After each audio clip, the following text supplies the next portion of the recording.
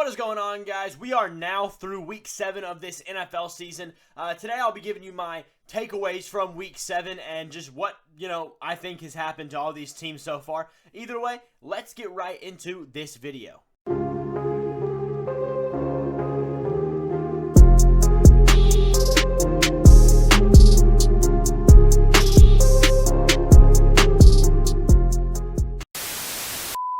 Alright guys, so here's our tier list. This is just going to keep me in line. Not much to look at here. Either way, let's get started with Thursday Night Football. The Jags versus the Saints. Jags won 31-24. The Jaguars, for them, the defense finally stepped up, but Trevor Lawrence hasn't really looked exactly correct still. He was better, but not great. And if this Jags team is going to really compete, we need to see a little more from them. So, just got to see a little bit more from Trevor Lawrence. Then for the Saints,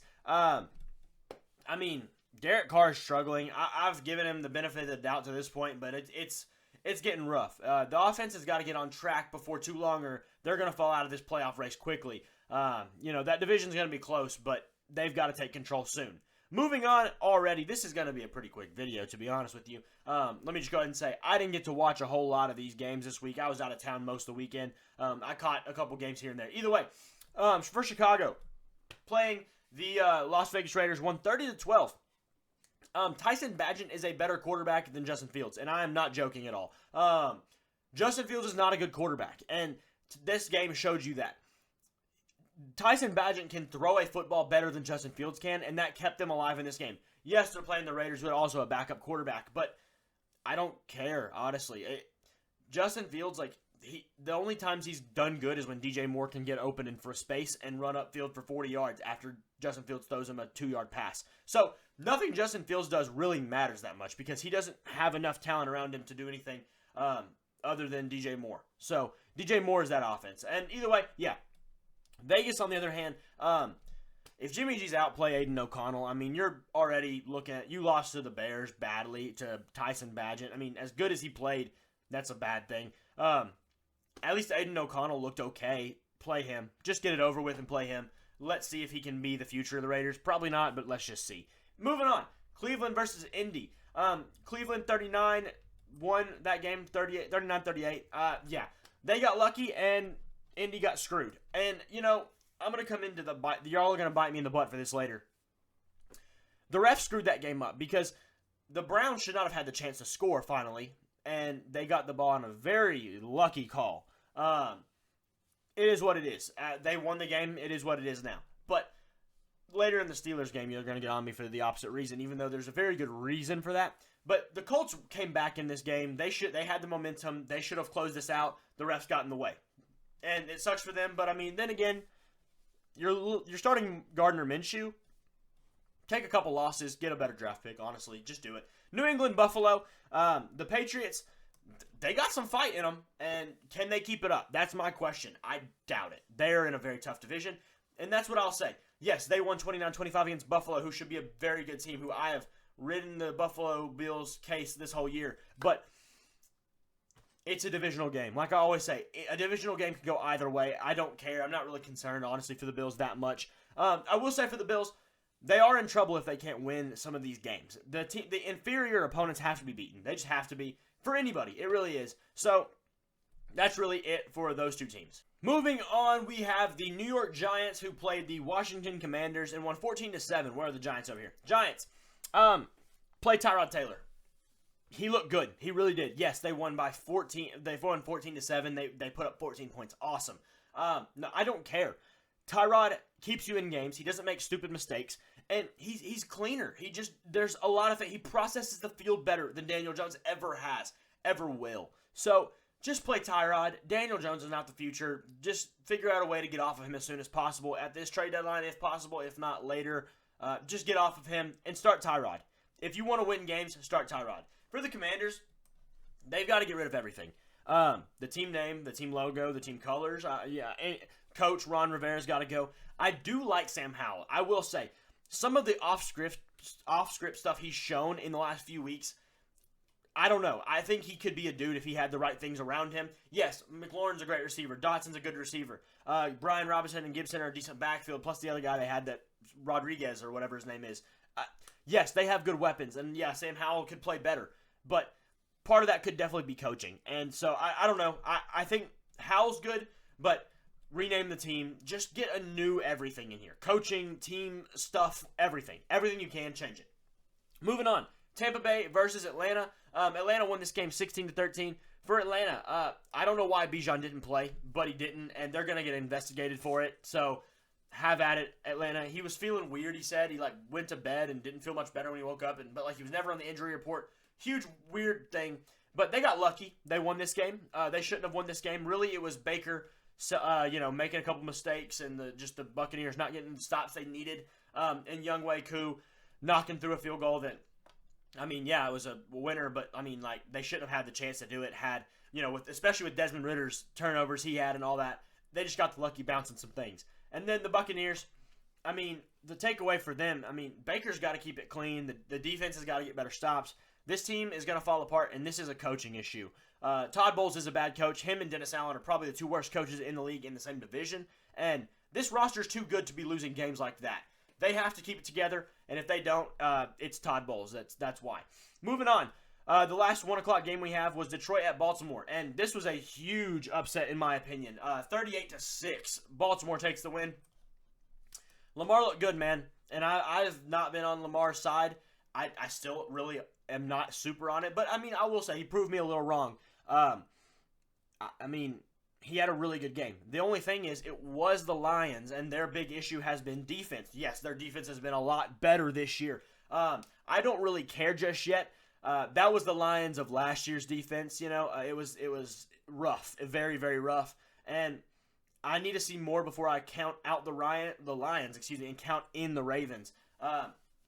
The Ravens have done good. They've won some games that have been close, and they've kept it competitive, but they lost to the Steelers, and honestly, that's just not a good sign. Yes, it's a divisional game. It can go either way. But at the same time, if you have Lamar, if you have supposedly a whole lot better players, how do you lose that game? But they don't have better players. That's the case. For the Lions, that defense looks familiar. That's the Lions of old. They've got to recuperate. They've got to get back on track before things spiral out of control. Moving on to Pittsburgh versus the Rams. The Rams, they may have gotten ripped off, but at the same time, they have to be better. And the difference between this game versus the Cleveland and Indianapolis game is, for the Rams, they allowed 3 touchdowns in the second half and only scored 1 touchdown in the second half.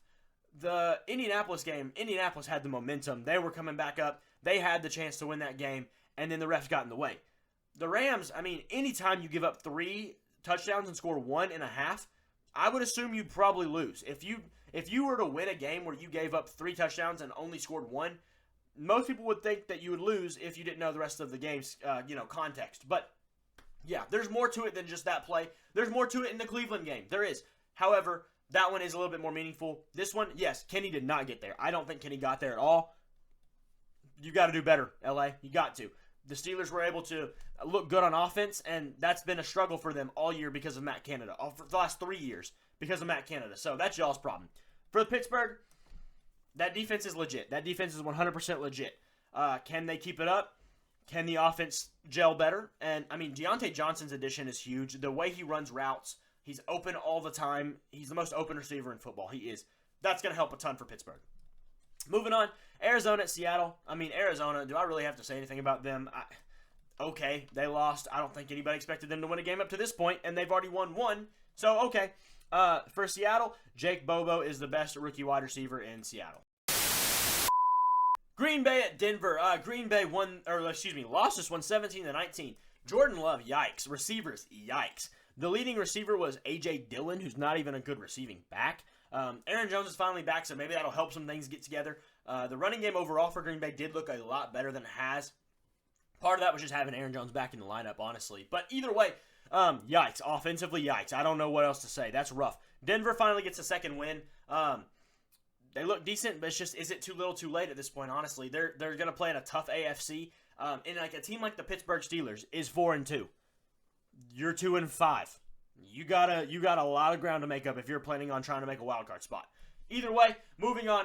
The last 3 o'clock game was the Chargers versus the Chiefs. For the Chargers, Herbert is killing them right now. He played a little bit rough this game. He wasn't rough last game versus Dallas, but he sold the final score Gave up that pick in the very end of the Dallas game.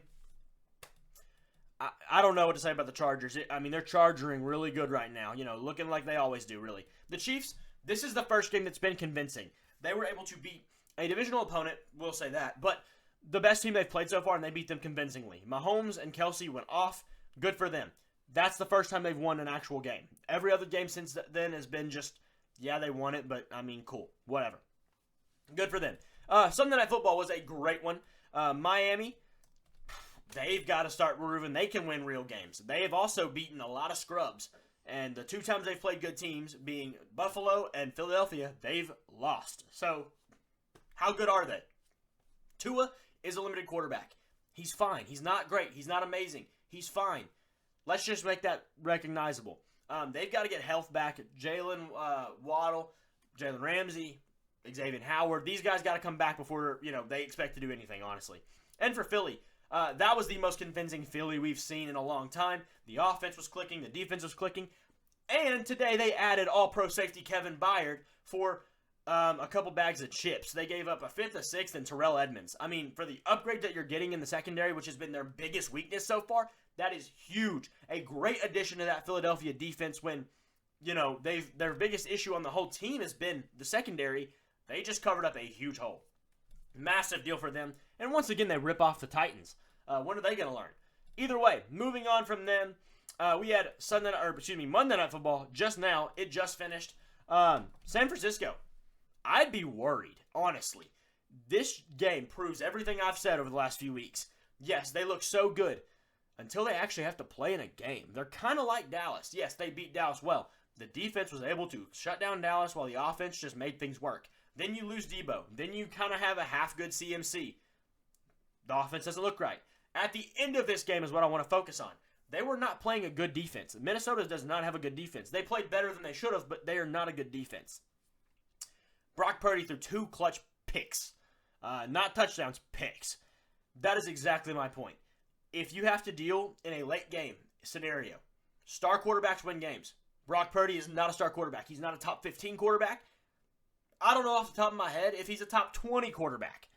He's a game manager. He's functional. He can get things done when, it's all there in script. If it's off script, if it's late game, I don't trust him. And, that is worrisome. Yes, they're going to win a lot of games in the regular season, but can they actually put it together? I'm still going to doubt it. Minnesota, I gave them some hope. I did predict the Niners to win, but who didn't? Minnesota, 3-4 looks a whole lot better than 2-5. I'll say that right now. With the Lions loss, they may have life. They may be moving. They don't have a good defense, and that offense looked really good. Jordan Addison looks like a guy. They're out of Justin Jefferson right now, but it doesn't really seem to matter too much.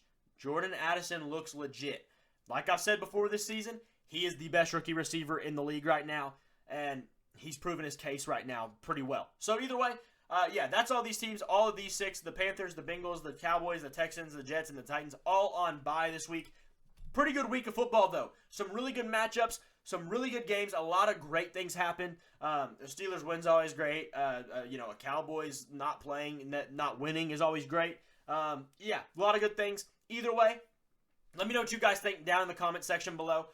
Give me your input, good or bad. Tell me what you think about these games this past week.